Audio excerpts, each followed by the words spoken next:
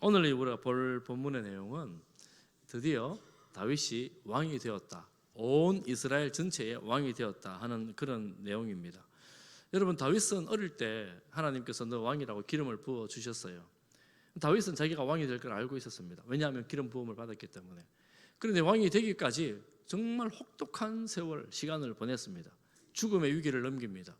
그럼 다윗이 자기가 왕 되는 걸 방해하는 세력에게 칼을 휘둘렀다면 아마 왕이 된다 할지라도 주변 천지에 원수가 가득했을 텐데 자기를 죽이려는 사람들에게 칼을 휘두르지 않습니다. 오히려 참고 견디죠. 그러니 반대자들이 자기들끼리 대적하고 싸우다가 또 거짓말을 해서 이러면서 다 하나씩 사라져 나가다가 이제 오늘 본문에 결국은 다윗이 온 이스라엘의 왕이 되는 것입니다. 왕이 되기에 반대하는 자들이 다 사라져 버렸어요. 그러니까 북쪽에 유다 지파에만 왕으로 있었는데 북쪽 열한 지파 사람들이 다 모여와서 다윗에게 말하는 거예요.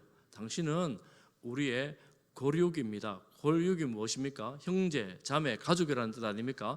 당신은 우리 가족입니다. 예전에는 사울과 함께 막 죽이려고 달려들던 사람들이 이제는 당신은 우리 가족입니다. 우리의 왕이 되어 주십시오. 이렇게 이제 말하는 장면입니다. 5장 전반부에 그런 내용들이 나옵니다. 그리고 또 뭐라고 말하느냐 하면 2절에도 이렇게 말합니다. 다윗 당신이 왕이 되기 전에 사울이 왕이었을 때도 사실은 다윗이 왕처럼 그렇게 우리를 인도해 줬습니다. 이렇게 말하는 거예요. 사울이 왕이었을 때도 당신이 이스라엘을 거느려 출입하지 않았습니까? 당신이 그때도 사실은 왕이었습니다. 뭐 이런 식으로 말을 하면서 이 다윗에게 왕이 되어달라고 요청을 하는 그런 내용입니다. 사울이 왕이었을 때 다윗은 거의 군대 사령관처럼 모든 전쟁에 나갔고 다윗이 나갔을 때에 전쟁은 다 이겼습니다. 그래서 모든 백성들이 다윗을 주목하고 있었죠. 다윗이 왕이 된다는 사실을 그들도 알고 있었습니다. 왜냐하면 하나님께서 말씀하셨거든요. 2절 하반절을 보면 여호와께서도 왕에게 말씀하시기를 다윗 네가 내 백성 나의 백성 이스라엘에게 목자가 되어야 할 것이다. 내가 이스라엘의 주권자가 되리라. 하나님께서 이렇게 말씀하지 않았습니까? 이렇게 이들이 이야기를 합니다. 여러분, 주권자라는 것은 주권을 이제 가진 자 아닙니까? 고대 왕이 다스리는 왕정 시대에는 주권을 왕이 가지고 있었습니다. 그 말은 이제 다윗이 이 주권을 가지십시오. 왕이 되어 주십시오. 이 말입니다. 그런데 이렇게 좀 독특한 용어를 씁니다. 내 백성 이스라엘의 목자가 되어야 된다. 목자라는 용어를 써요. 성경에서는 왕을 향하여 목자라는 표현을 쓴 장소가 이 부분이 바로 이 부분이 처음으로 나오는 부분이라고 합니다. 이스라엘의 왕은 목자가 되는 거예요. 목자는 뭘 하는 사람입니까? 양을 돌보고 양을 먹이고 양을 보호하는 사람이 목자입니다. 그러니까 다윗 왕 당신은 우리를 돌봐주고 보호해주는 그런 목자가 되어줘야 됩니다. 이것이 하나님의 뜻입니다. 이렇게 말합니다. 그렇지만 우리가 아는 것처럼 다윗은 자신을 뭐라고 말합니까? 조금 전에 저도 임내 구절에 시편 23편을 읽었는데 장로님도 이 구절을 읽고 또 기도를 하시네요. 뭐라고 말합니까? 다윗은 여호와는 나의 목자시니 이렇게 말하죠. 이 백성들은 당신이 우리의 목자가 되어주세요 그러는데 다윗은 무슨 소리예요? 하나님이 내 목자입니다. 하나님이 이렇게 말하는 것입니다. 푸른 초장 쉴만한 물가로 나를 인도해 주시는 분이 바로 하나님이십니다. 이렇게 말하죠. 이스라엘 백성들은 이렇게 인도해 줄 왕으로 당신이 적합합니다. 이런 의미입니다. 여러분, 예수님은 뭐라고 말씀하시느냐면 요한복음 10장 11절에 우리 같이 한번 읽어볼까요? 유명한 구절이죠. 시작. 나는 선한 목자라. 선한 목자는 양들을 위하여 목숨을 버리거니와. 예수님은 스스로가 나는 선한 목자다 이렇게 말씀을 하셨습니다. 선한 목자는 양을 지키기 위해서 내 목숨을 건다. 실제로 예수님은 이 목숨을 주심으로 양들 모든 인류를 위해 구원을 하십니다. 그래서 이 어떤 신학자들은 다윗이야말로 예수 그리스도의 가장 확실한 예표이다라고 말하면서 또 이 하나님의 구속 역사에서 최고 정점에 있는 사람이 신약의 예수님이시고 그리고 구약의 다윗이다 이렇게 말하기도 합니다. 여러분 이 고륙과 이 목자가 공통점이 있습니다. 뭐냐 하면 고륙 가족 형제들은 함께 있습니다. 목자 역시 양들과 함께 있는 사람입니다. 그 당시에 군주 왕들은 군림하는 사람입니다. 백성들과 다릅니다. 여러분 제국의 왕들은 자기가 스스로 신이라고 자처합니다. 그리고 신으로서 섬김과 예배를 받으라고 예배를 하라고 요구합니다. 그걸 하지 않는 사람을 왕은 없애고 죽이고 탄압을 합니다. 그런데 지금 이 백성들이 말하는 것은 우리와 함께 하면서 우리의 먹을 것을 챙겨주고 우리를 위험에서부터 보호해주고 우리를 도와주세요 이렇게 요청을 하는 것입니다. 그러니 세상의 군주와 다른 왕의 모습을 다윗을 통하여 요구하고 있는 것입니다. 자신의 군세만 누리지 말고 우리와 함께 해 주십시오 이렇게 말하는 거죠. 그리고 이어지는 구절을 보면 이스라엘의 모든 장로들 12지파 모두의 장로들이 헤브론에, 그 당시 다윗이 헤브론에서 왕이었죠. 헤브론에 모여서 다윗에게 기름을 붓고 언약을 세워 왕으로 삼습니다. 비로소 다윗은 유다 지파만의 왕이 아니라 12지파 모두의 왕이 된 것입니다. 다윗은 30세에 헤브론에서 왕이 되고 40년간 다스립니다. 헤브론에서 오늘 성경이 뭐라고 말합니까? 7년 6개월, 나머지 33년은 예루살렘에서 이렇게 왕직을 수행을 했다 이렇게 말하죠. 다윗을 구속사의 정점에 있다라고 말하는 사람들, 우리가 이제 다윗에 대해서 어떤 관점으로 봐야 되나? 예수 그리스도의 예표가 되는 그런 사람으로 보는데 역사 가운데 잠깐만 살펴보면 하나님께서 천지를 창조하시고 아담과 하와에게 다스리라는 명령을 하셨습니다. 그런데 아담과 하와가 그 명령을 온전히 이루지를 못하고 결국은 에덴 동산을 잃어버리죠. 에덴 동산에서 쫓겨나게 되죠. 쫓겨나게 되면서 제사를 통해서 하나님께 나아가지만 이 백성들이 하나님을 하나님으로 섬기지를 않습니다. 하나님 다스림을 받지를 않습니다. 그래서 결국은 이 백성들은 애굽에서 400년간의 포로 생활을 하게 됩니다. 포로 생활을 하는 중에 그들이 간절히 하나님께 부르짖었을 때에 하나님께서 400년 이후에 모세를 통해서 자기 백성을 불러내십니다. 출애굽기 19장에 보면 내 백성, 내 소유, 내 나라 백성으로 삼겠다라고 하나님 말씀을 하십니다. 그렇게 이 애굽의 노예로 살던 자들을 하나님 불러내서 19장, 20장에 하나님께서 광야에서 언약을 맺습니다. 너희는 내 백성이다, 내 나라 백성이다라고 언약을 맺습니다. 언약을 맺는데 여러분 아시는 것처럼 이 광야에서 이 백성들이 하나님을 왕으로 섬기질 않습니다. 하나님께 불평하고 하나님을 원망하고 하나님 말씀을 듣지 않습니다. 그래서 결국 출애굽 1세대는 이 가나안 땅에 들어가지 못하고 거기서 태어난 2세대들만 가나안 땅에 들어가게 됩니다. 그리고 이 하나님께서 젖과 꿀이 흐르는 가나안 땅에 들어가서 여호수아를 통해서 땅을 다 나누어 주죠. 땅을 나누어 주고 그곳에 살게 됩니다. 사사시대가 시작되면서 하나님을 잘 섬기는가? 위기 때마다 하나님이 구원해 주시지만 이 백성들은 하나님을 잘 섬기지 않아요. 그래서 그 뒤에 가면 어떻게 말합니까? 다 자기 소견에 옳은 대로만 살아가는 거예요. 그러고 나서 이 고통스러우니까 우리를 지켜줄 왕을 주세요 이라고 하나님께 요구를 합니다. 이 사무엘상에서 우리가 그래서 사울 왕을 얻는 내용들이 나오죠. 요구를 합니다. 하나님께서는 기뻐하지는 않으셨지만 허용을 하십니다. 그런 일들이 있어요. 하나님은 기뻐하지 않지만 허용하는 일들이 있습니다. 바로 이게 그런 일들이었는데 기뻐하지는 않으셨지만 이 사울 왕을 그들에게 주심으로 왕정이 시작이 되어집니다. 이스라엘 땅에 왕정이 시작되어지는데 이 사울은 정말 겸손한 사람이었지만 왕이 되면서 세상 왕이 가졌던 그 권세, 이 세상에 이 나라의 주권이 내게 있다는 생각을 하고 하나님을 버리고 하나님께 불순종하고 내가 내 왕위를 지키겠노라고 내 백성을 내가 지키겠노라고 생각함으로 하나님의 버림을 받게 됩니다. 그리고 버릴 때 어린 다윗에게 기름을 부으셨죠. 다윗은 인간적인 실수를 하지 않는가? 실수를 합니다. 다윗도 인간적인 실수를 하긴 하지만 하나님이 나의 주권자라는 사실을 잊지 않습니다. 실수를 해도 돌아오고 잘못을 해도 돌아옵니다. 하나님이 나의 주권자라는 사실 앞에 무릎을 꿇는 거지요. 이게 신앙입니다. 하나님이 내 인생의 주권자입니다. 하나님 나를 지으신 분이십니다. 나의 주권을 하나님께 내어드리는 것이지요. 그렇게 이 다윗은 이 왕이 되기까지 숱한 고난과 위기를 넘기면서 왕이 되었고, 그렇게 구속사의 정점으로 예수 그리스도의 예표가 되어지는 것입니다. 그러니 하나님 나라의 왕은 하나님이 세우시고 하나님께 주권을 내어드림으로 형식적으로는 왕정인데 들어가 보면 신정이 되는 거예요. 하나님이 다스리는 나라가 됩니다. 그래서 다윗은 이 후대 모든 왕들의 기준이 됩니다. 이렇게 표현하죠. 다윗 왕과 같은 왕이었다. 이런 왕은 선한 왕이에요.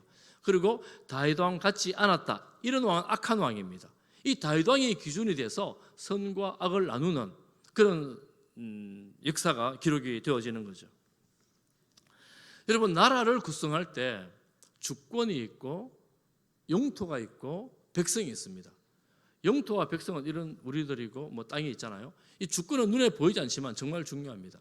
그 주권이 어디에 있는가? 하나님 나라 백성들은 그 주권이 하나님께 있다고 믿는 사람들입니다. 즉 하나님의 다스림을 인정하고 하나님께서 나를 다스려 달라고 하나님 통치를 받겠다고 작정한 사람들이 바로 하나님 나라이고, 이스라엘은 그렇게 부르심을 받은 눈에 보이지 않는 하나님의 나라 백성으로 가시적으로 보냄을 받은 백성들로 세워진 거예요. 그렇지만 다윗 이후에 또 실패를 하게 되죠. 어쨌거나 지금 오늘 이 본문에서는 다윗이 그런 나라를 세워 나갔다, 왕이 되었다 하는 내용을 설명을 하고 있는 내용입니다.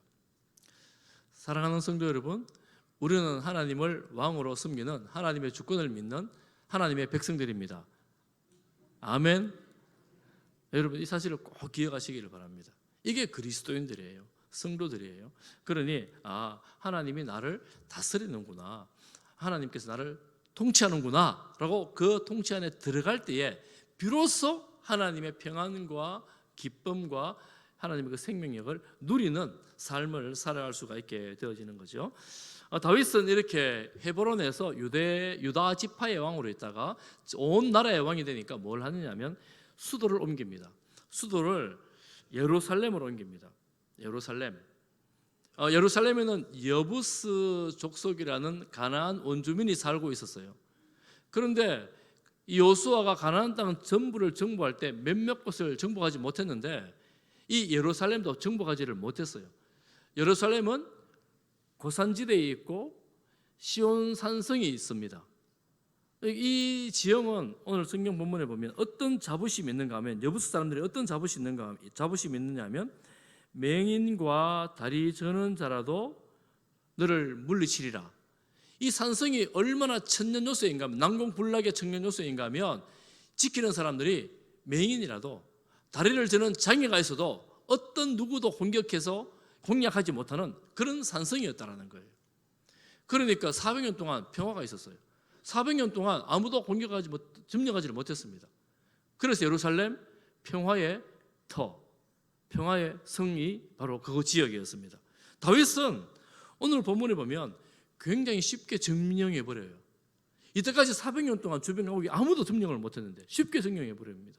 그런데 이어지는 이 8절, 이 9절은 8절은 성경에서 굉장히 난해 구절에 해당합니다. 우리 개역 성경은 쉽게 번역을 해놓았는데 이 번역 저는 잘 됐다고 생각해요. 왜냐하면 대부분 다 이 번역을 따릅니다. 어떤 내용이냐면 이런 거예요. 이 예루살렘 산성 안에는 우물이 없어요. 그러면 외부에서 물이 들어와야 되는데 외부에서 물을 넣기 위해서 비밀 우물 수로를 만들어 놓은 거예요. 다른 사람들이 아무도 몰랐는데 다윗이 그걸 알고 그 수로를 통해서 이 예루살렘을 쉽게 공략했다, 그런 내용입니다. 그러니까 다윗은 너무나 탁월한 지혜로 그걸 알았고 이 성을 공략함으로 이 맹인과 다리 저는 자도 지킬 거라는 이 말을 그들이 비웃으면서 했는데 오히려 비웃어 버리는 속담거리를 만들어버린 다윗의 전략이었다라는 겁니다. 그래서 실제로 이제 평화의 성이 되어집니다. 이스라엘의 수도로 이 예루살렘이 정착되죠. 그러니까 시온산성, 시온성 예루살렘인데 다윗은 이 성은 다윗성이라고 이름을 붙여놓았습니다. 그래서 이 예루살렘은 다윗성, 시온성, 시온산 이런 표현을 씁니다. 그래서 이 예루살렘은 굉장히 영광스러운 이름이 됐죠. 지금까지도 예루살렘은 전 세계의 종교가 중심이 되어 있는 도시입니다. 그런데 사실은 평화가 없어요. 그때부터 예루살렘은 전쟁터입니다. 정말 이상하지요. 아니, 다윗이 만들어가 평화를 만들어 놓으면 좋겠는데 다윗이 다스리고 솔로몬이 다스릴 때 이후로 그 땅에 평화는 사실은 거의 끝나버렸다고 볼 수가 있습니다. 언제 평화가 있을까요? 예수님이 이 땅에 오시고 평화를 선포하십니다. 그리고 다시 오실 때 온 땅에 제대로 된 평화가 땅에뿐만 아니라 우주 가운데 충만하게 임할 것입니다. 이 굉장히 상징적인 내용이 되는 거예요. 아, 예루살렘은 이렇게 시작이 되었지만 이후에 예수님이 온전한 주권을 가지고 통치하실 그때 진정한 평화가 임해지는구나 라는 것을 우리가 알게 되는 것이죠. 여러분, 어쨌거나 10절의 말씀에 보면 이렇게 이 다윗이 이 예루살렘을 수도로 정하면서 산성을 쌓으면서 10절을 같이 한번 읽어볼까요? 10절 시작. 만군의 하나님 여호와께서 함께 계시니. 다윗은 점점 강해지는 거예요. 왜 강해집니까? 이유가 뭐예요? 그렇죠. 여호와께서 함께 하시니. 여러분, 이게 성도의 삶이에요. 성도는 세상의 방식과 세상의 지혜도 필요하지만 하나님 없이, 하나님 방식이 아니었는데 성공하잖아요. 잘 되잖아요. 그럼 긴장하셔야 돼요. 그러면 돌아봐야 돼요. 내가 혹시나 이게 무슨 일이 있는 거 아닌가. 근데 하나님 잘 믿지도 않고 하나님 방법도 아는데 이게 막 잘 돼요. 막 이러면 긴장하셔야 돼요. 조심해야 돼요. 그런데 다윗은 이때까지 하나님이 다윗을 떠난 적이 없었습니다. 그런데 그 숱한 시간 하나님 함께 하심에도 불구하고 고생, 고난, 위협의 시간을 지났는데 지금 여전히 하나님 함께 하시니 그 나라가 강성하여 지게 되는 거예요. 여러분 가운데에 하나님의 함께 하시는 평안함이, 강성함이 있기를 축복합니다. 주님 안에서 성공하시기를 축복합니다. 이 어려운 때에 성도님들이 좀 그래 됐으면 좋겠어요. 요즘 경기가 얼마나 어려운지 힘든 시간 아닙니까? 힘든 때를 지났는데 하나님께서 함께 하심으로 정말 특별한 길이 열려지고 나도 몰랐던 사람들을 만나게 되고 그래서 새로운 일들이 생겨나는 그런 복을 누리시는 우리 성도들 되시기를 간절히 축복합니다. 이 강성함이 이 국내에만 있는 것이 아니라 이어지는 구절을 보니까 두로 왕 히람, 두로라는 나라는 이스라엘 북쪽에 있는데 이 지중해에서 해상 무역 강국이에요. 그리고 이 내륙에는 높은 산에 있어서 목재가 좋은, 백향목이 좋은 그런 나라였습니다. 그 왕이 다윗에게 백향목을 보내주고 목수와 석수도 보내주고 외교 사절을 보내서 다윗 왕궁을 세상에서 가장 좋은 재료로 짓게 되었습니다. 그러니 국내에서뿐만 아니라 국외에서도, 해외에서도 인정을 받고 존경을 받는 그런 다윗 왕이 되어 가는 거예요. 안팎으로 성공하는, 강성하는 그런 다윗입니다. 승승장구한다 이렇게 말할 수가 있겠죠.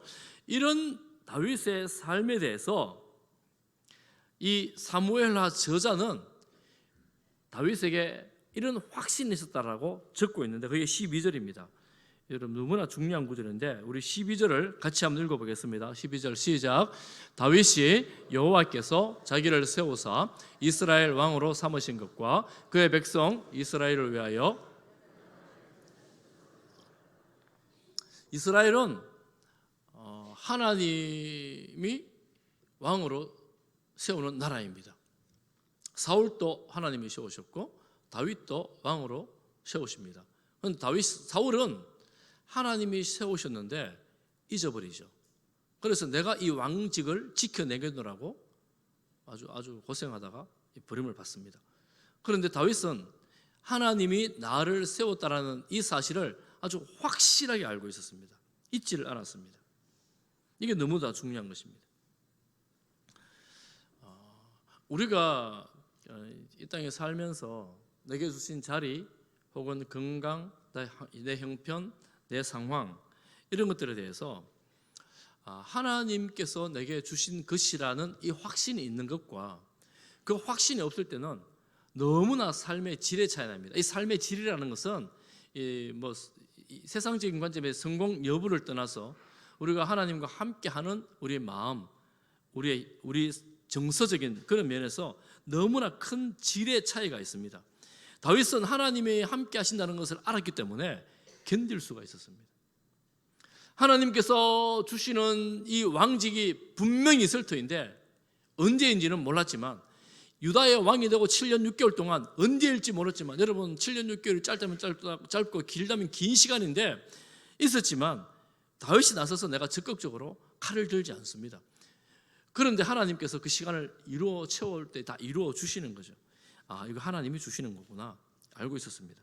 그리고 지금도 이렇게 성공해 나가는 거예요. 잘 되는 거예요.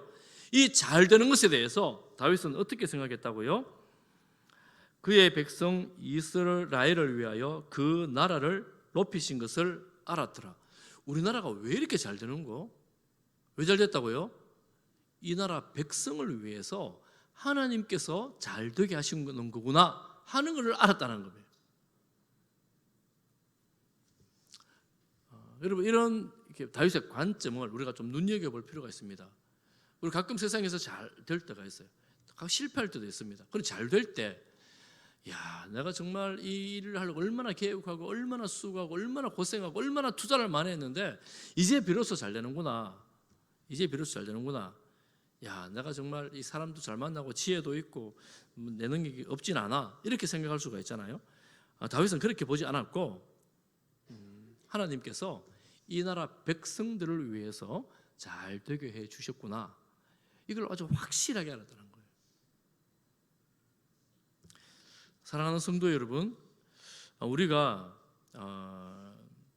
어떤 것을 선택할 때 동기와 이 관점 그리고 목표 이런 것들이 있지 않습니까? 내가 이걸 선택하는 그런 것들이 있는데 그런 것들이 무엇인가를 우리 스스로 순간순간 돌아봐야 됩니다. 왜냐하면 돌아보지 않으면 본능적으로 나 중심적인 선택을 하게 돼요.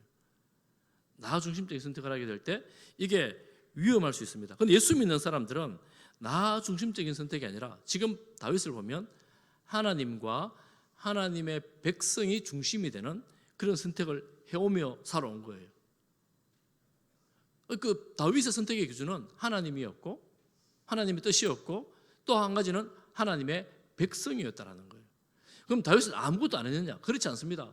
다윗은 전쟁터에서 열심히 전쟁했고 다윗은 자기가 맡겨진 일에 대해서 최선을 다했고 정말 바쁘고 분주하게 살아 이때까지 온 거예요. 아무것도 안 한 게 아니에요. 그렇게 열심히 살아왔는데 그 기준이 바로 하나님이었다는 겁니다.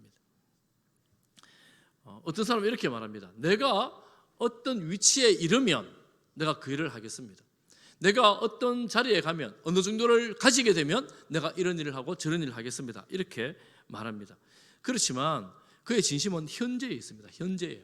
내가 현재 하나님 앞에서 어떤 삶을 살아가는지, 현재 주님 앞과 어떤 교제를 맺고 살아가는지, 현재 주님께서 내게 원하시는 것이 무엇인지 그런 것을 우리의 중심을 살펴봐야 되는 거죠.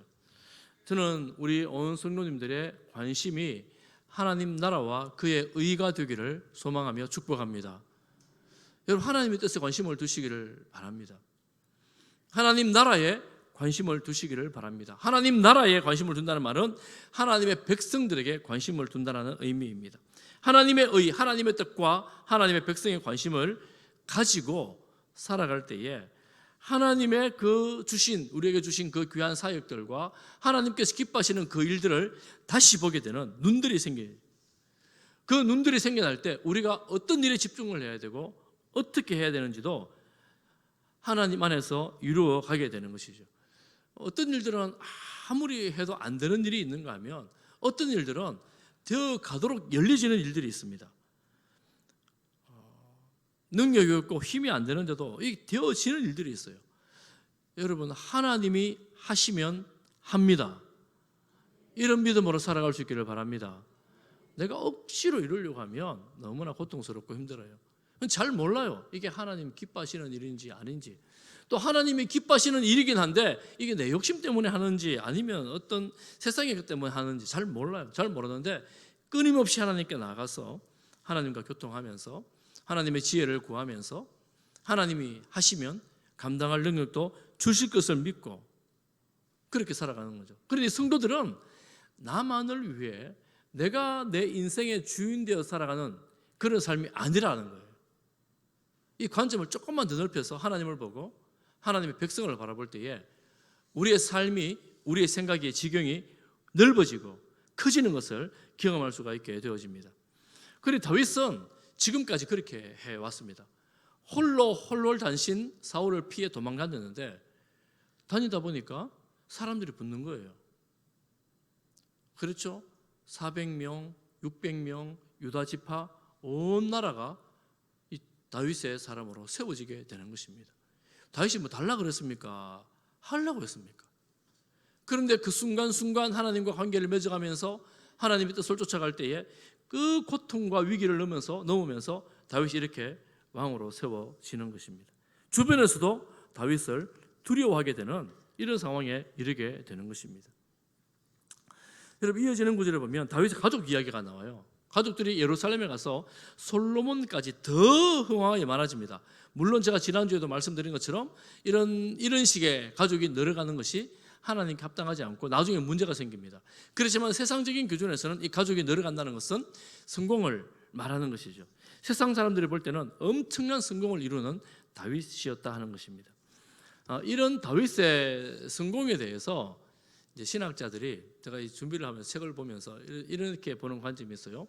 그 당시에 그 역사, 세계사의 흐름이 어떤 거였는가 하는 거예요.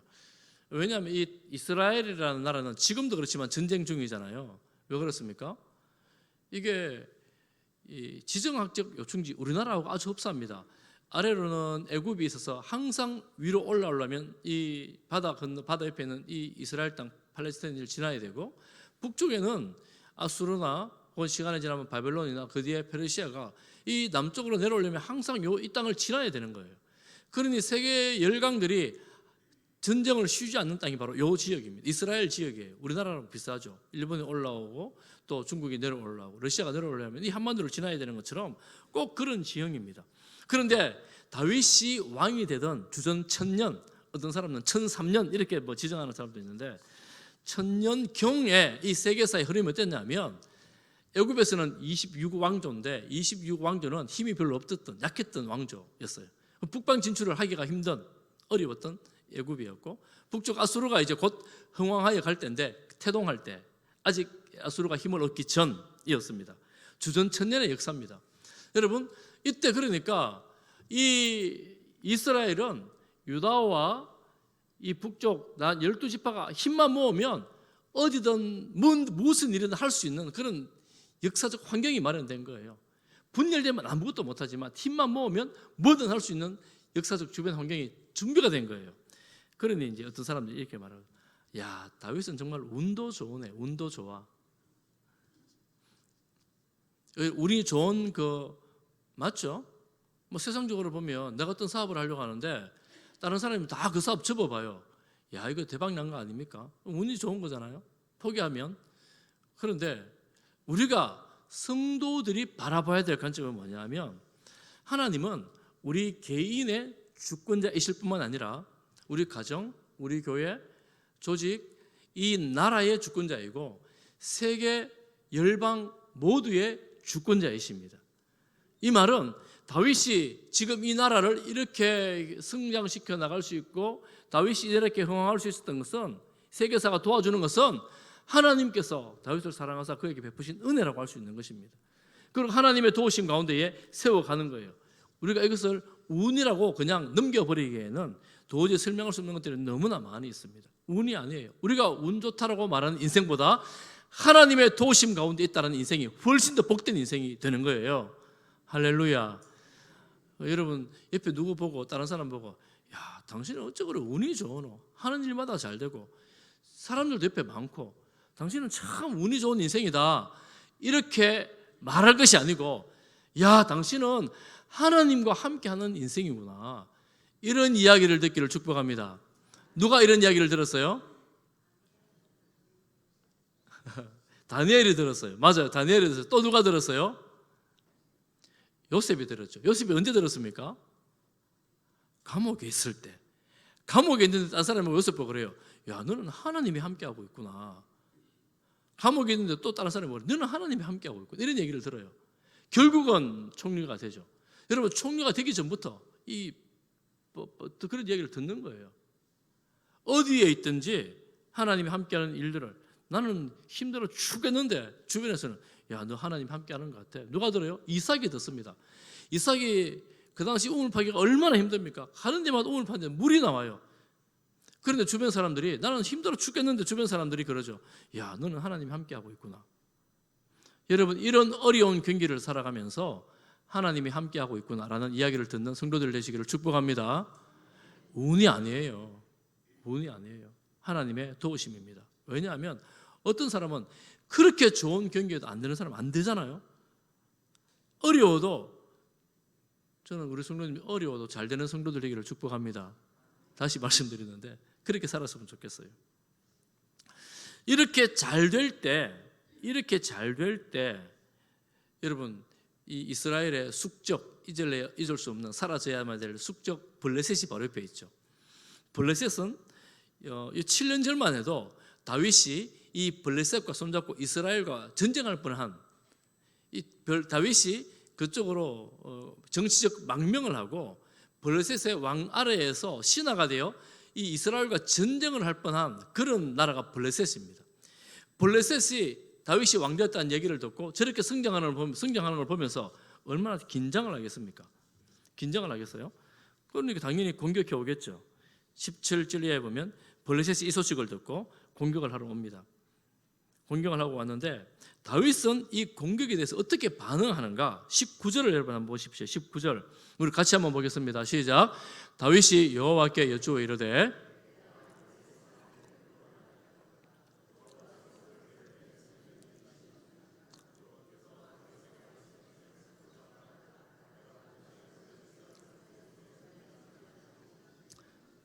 지금까지 성공과 전쟁의 승리를 보면 다윗의 지략과 다윗의 능력을 가지고 군대를 모아서 딱 한판 붙자, 한번 싸워보자 이러면 지지 않을 다윗이었지만 다윗은 그렇게 하지 않습니다. 묻습니다. 또 묻습니다. 다윗이 헤브론에서 왕이 될 때 묻잖아요. 하나님, 내가 헤브론 올라갈까요? 묻잖아요. 하나님께 물어요. 이 다윗이 하나님을 주권자로 인정하고 있다는 뜻입니다. 하나님께 묻는 거예요. 하나님께서 말씀하십니다. 올라가라, 승리한다. 믿고 올라갔습니다. 엄청난 승리를 거둡니다. 20절에 보면 바알 브라심이라는 지명이 붙어요. 이 바알 브라심의 지명의 뜻이 뭐냐 하면 확실한 승리를 말하는데 격파의 주인, 그리고 우리 대구 지역 목사님이죠. 이상근 목사님 돌아가셨는데 유명한 목사님이죠. 그 주석에는 돌파하는 곳 이렇게 쓰고 있습니다. 이 승리에서 어떤 신학자 이렇게 써요. 댐이 무너져 물이 쓸려 내려오듯 확실한 승리를 거두고 바알 브라심이라는 이름을 이 지역에 붙였다. 그리고 얼마나 승리를 거두었냐면 21절에 보니까 블레셋 사람들이 우상을 버리고 도망갈 정도로, 우상을 포기하고 도망갈 정도로 승리를 거두었습니다. 여러분, 다윗 예전에 이 엘리의 아들들이 전쟁터에 나가면, 블레셋과 전쟁에 나가면서 어떻게 합니까? 법궤를 가지고 나가죠. 뺏겨 버리잖아요. 지금 이 상황을 꼭 그런 상황처럼 비교를 하고 있습니다. 이 우상을 버려두고 나갈 만큼 승리를 한 거예요. 그러면 블레셋이 이 전쟁을 포기하는가? 포기하지 않죠. 다시 이거 만만히 봤더니면 안 되겠다. 전열을 정비해서 다시 군대를 모아서 옵니다. 22절을 보니까 골짜기 한가득 군대들이 있는 거예요. 셀 수 없을 만큼 많은 군대들이 올라오는 거예요. 그때 다윗은 다시 묻습니다. 다윗이 여호와께 여쭈되, 하나님이 말씀하십니다. 여러분 23절에 보면 하나님 너무 세심하신 분이에요. 올라가지 말고 그들 뒤로 돌아서 뽕나무 숲을 맞은편에서 그들을 기습하라. 여러분, 하나님께서 이렇게 가르쳐 주시는 분입니까? 여러분 혹시 이런 이야기 들은 적이 있었어요? 하나님, 내가 주식을 하려고 하는데 어떻게 할까요? 이 주식을 언제 몇 시에 몇 분에 사라. 이렇게 말씀해 주시면 얼마나 좋겠어요? 그런데 하나님이 이렇게 말씀해 주시는 거예요. 여러분, 그 당시에 하나님께서 인생들에게 말씀하시는 방식이 여러 가지가 있는데, 한 가지는 제사장의 우림과 둠밈이라는 거예요. 판결 흉패라고도 하죠. 가슴 속에 있는데 예스와 노를 결정하는 거예요. 하나님 올라갈까요? 딱 뽑으면 이건 올라가라, 이거는 올라가지 마라, 이런 겁니다. 이게 정확히 어떻게 되는지 잘 모르지만 그런 거예요. 제사장들이 판결하는 겁니다. 또 한 가지는 뭐냐면 선지자들의 신탁입니다. 선지자들은 하나님께로부터 직접 말씀을 받고 그 말씀을 왕이나 백성들에게 전합니다. 그런 이야기들이 선지서들에 많이 나오죠. 그리고 또 한 가지의 가능성은 이 다윗의 영성입니다. 다윗은 하나님과 굉장히 친밀한 사람이었습니다. 하나님께 기도했고 하나님 음성을 들었던 사람입니다. 그러니 이 세 가지 방식, 다윗은 주변에 신실한 제사장도 있었고 신실한 선지자도 있었습니다. 이런 사람들과 신실한 믿음의 교제를 나누면서 하나님의 뜻을 알아가는 거예요. 그러니 이토록 세심한 인도를 받아서 24절에 보니까 뽕나무 꼭대기에서 걸음소리가 들리거든 공격해라. 여러분, 이런 엄청난 하나님의 말씀을 들으면서 절대적으로 순종을 하는 거예요. 이게 중요합니다. 25절에 다윗이 여호와의 명령대로 행하여 큰 대승리를 거두게 되었습니다. 다윗은 하나님을 주권자로 믿고 왕의 주권을 내 스스로 행사하지 아니하고 하나님께 묻는 거예요. 그리고 그 하나님의 음성에 순종하는 것입니다. 저는 한 가지 질문을 해봅니다. 저에게도 우리 모두에게. 우리가 하나님을 믿고 하나님을 따라가는 하나님의 자녀들, 하나님의 백성들인데 여러분 하나님의 승리를 경험하고 계십니까? 하나님의 승리를 경험해 보셨습니까? 저는 우리 성도님들이 하나님을 믿으면서 평생에 하나님과의 깊은 관계 가운데에 하나님의 승리를 제발 좀 경험했으면 좋겠어요. 하나님을 만나고 하나님의 인도를 받으면서 하나님의 승리를 경험하는 거예요. 얼마나 영광스럽습니까? 우리가 예수님을 믿으면서 그런 경험 해봐야 되지 않겠습니까? 천편일률적으로 똑같이 적용할 수는 없지만 우리가 승리를 경험하지 못했다면 이유가 있다면 무엇일까? 혹시 하나님을 몰라서 그럴까? 다음 주에 볼 6장에 보면 하나님의 뜻을 모르면 그럴 수가 있습니다. 하나님의 뜻을 모르면 큰 변을 당할 수가 있어요. 그런데 우리는 예수님을 믿고 하나님을 잘 알고 하나님의 뜻을 좀 이렇게 분별하고 사는 성도들이잖아요. 하나님을 알지만 묻지 않아서 그럴까요? 아니면 하나님의 뜻을 알지만 순종하지 않아서 그럴까요? 하나님께 맡겨야 된다는 걸 알지만 맡기지 않아서 그럴까요? 다윗은 하나님을 알았고 하나님께 물었지만 위기가 있었습니다. 어려움도 있었습니다. 어려움과 위기가 없어지는 게 아니에요. 있습니다. 그렇지만 여전한 어려움에서도 하나님의 도우심을 믿고 담대한 거예요. 그런데 다윗이 이렇게 말하잖아요. 내가 사망의 엄침한 골짜기를 다닐지라도 해를 두려워하지 않는다. 내가 죽음의 위기, 고통이 있지만 해를 두려워하지 않는다. 왜냐하면 하나님이 함께 하시기 때문이다. 하나님이 함께 하실 뿐만 아니라 지팡이와 막대기로 나를 지켜주시기 때문이다. 이렇게 다윗은 고백합니다. 우리가 역시 하나님 함께 하지만 여러분 사망의 엄침한 골짜기가 있어요. 매일 해피하고 매일 성공하는 거 아니에요. 그렇지만 하나님이 함께 하십니다. 그래서 두려워하지 않습니다. 만약 그렇다면 우리가 하나님께 묻습니다. 여러분 묻는다는 말의 전제는 전에도 제가 한번 말씀드리겠지만 하나님께 물어요. 하나님 이를 어떻게 하면 좋을까요? 구체적으로 딱 설명해 주지 않잖아요. 그렇지만 우리 마음에 감동이 있습니다. 하나님의 뜻대로 해야 되겠다 이런 감동들이 있을 때가 있어요. 그런데 내가 생각해 보니까 이게 별로 마음에 들지가 않는 거예요. 그래서 그것보다는 이게 더 좋은 것 같아요라고 내가 선택하는 그 방법을 따르는 것입니다. 하나님은 이렇게 우리를 인도하시려고 하는데 내 방법은 이게 더 좋은 거예요. 여러분 선명하게 드러나는 부분이 있어요. 하나님 내가 이 사람하고 사는데 이 사람 정말 마음에 안 들어요. 하나님 헤어질까요? 살까요? 그럼 하나님 뭐라 그러실까요? 성경 좀 봐라 그럴 거 아니에요. 성경 보면 헤어져야 돼요? 살아야 돼요?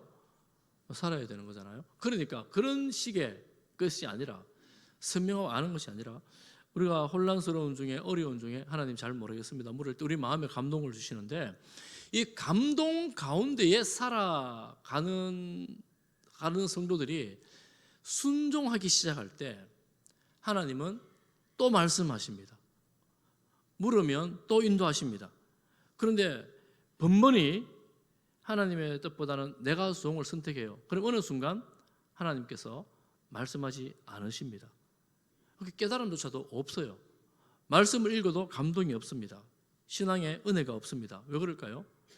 하나님 감동을 줘도 깨닫게 해서도 순종을 하지 않으니 하나님이 멈추시는 거죠. 우리가 애들하고 이야기를 해보면 좀 그렇더라고요. 보니까 애들 보고 얘들아 이것 좀 해라 그러면 예 그러고 안 해요. 이것도 좀 하면 좋겠지, 이것 좀 해줘 그러면 말도 안 하고 안 해요. 세 번째 이것 좀 해줘서 그러면은 싫어요 그러고 대놓고 막 이렇게 안 해요. 그런 때가 있지 않아요? 있을 것 같은데. 네. 그러면 엄마가 나중에 어떻게 합니까? 이거 해라고 시킵니까? 시키지 않죠. 뭐 물어보면 네 알아서 해라 뭐 이렇게 하잖아요. 하나님과의 교제 관계 속에서 하나님 인격적인 분이신데 하라는 건 하나도 하지 않으면서 내 거 달라고 요구할 때 뭐 네 알아서 하면 좋지 않겠니? 뭐 이렇게 하지 않겠어요 하나님께서? 우리가 하나님과의 깊은 교제로 들어가지 못하는 것은 순종을 작정하고 물어봐야 되는데 내 걸 주고하면서 물으니 하나님께서 마음을 말씀 닫으신 거 아닌가 이런 생각을 할 수가 있죠. 그러니 성도의 삶은 하나님의 말씀에 순종하는 걸 전제로 할 때에 동행하는 하나님과의 동행의 실체를 누릴 수가 있어집니다. 저는 우리 성도님들이 그런 삶을 살아가기를 축복합니다. 그렇지만 하나님은 이런 역사들 가운데에 하나님의 뜻을 이루어 나가시기를 포기하지 않습니다. 다윗이 어릴 때 10대에 기름 부음을 받잖아요. 10수년이 지나도록 왕이 되지 못합니다. 하나님은 그럼 포기할까요? 포기하지 않습니다. 이 모든 환난과 고난과 어려움을 통하여 하나님의 때가 되면 하나님의 방식으로 하나님의 뜻을 이루십니다. 시간이 걸릴지언정 하나님은 하나님의 뜻을 반드시 이루십니다. 우리는 그런 하나님을 믿습니다. 우리가 너무나 좋아하는 말씀, 잘 아는 말씀 로마서 8장 28절 우리 다 같이 한번 읽어보겠습니다. 시작. 우리가 알거니와 하나님을 사랑하는 자 곧 그의 뜻대로 부르심을 입은 자들에게는 모든 것이 궁극적으로 이루어내실 하나님의 선, 이것이 우리의 소망입니다. 때로는 고난이 있고 힘들다 할지라도 궁극적으로 하나님 우리 가운데, 우리 삶 가운데에, 여러분 가정 가운데, 우리 교회 가운데에 이루어내실 하나님의 선하심, 그것을 목도하는 것이 우리의 소망입니다. 할렐루야. 여러분 가정을 통하여, 우리 교회를 통하여 그 영광을 보기를 소망합니다. 여러분 하나님의 영광을 소망하십시오. 하나님의 뜻을 이루어드리는 그 자리에 하나님의 영광이 임하고 하나님의 뜻이 이루어지는 그 자리에 하나님의 역사를 함께 경험하기를 소망합니다. 그러려면 하나님을 주권자로 알고 믿고 기다리며 순종하기를 반복해야 합니다. 때로는 마음이 별로 들지 않아도 내 마음은 좀 아닌데 하나님 기뻐하시면 제가 그 길 가겠습니다. 하나님 기뻐하시면 하나님의 뜻 가운데 내가 순종하겠습니다. 근데 결단하며 가는 거예요. 그런데 놀랍게도 그렇게 하나님께 의지하고 하나님께 순종하고 믿고 가는 그 자리에 세상의 평안이나 세상의 기쁨을 능가하는 하나님의 기쁨과 하나님의 평강이 있습니다. 그럼 우리는 그걸 누리며 살아가는 성도들이죠. 그러니 우리가 하나님을 왕으로, 하나님을 주권자로 믿는다는 것이 손해보는 인생이 아니에요. 하나님 은혜 가운데 복된 인생을 걸어가는 것입니다. 우리 온 성도들 가정이 우리 삶에서 하나님 형통을 보면서 하나님 뜻 가운데 살아가기를 간절히 소망하며 축복합니다. 여러분 자녀들이 어디에 있든지 그런 삶을 살기를, 믿음의 삶을 살기를, 하나님을 의존하며 하나님 말씀에 순종하는 그런 삶을 살기를, 그러므로 하나님의 평안과 하나님의 기쁨을 누리기를 주님의 이름으로 축복합니다.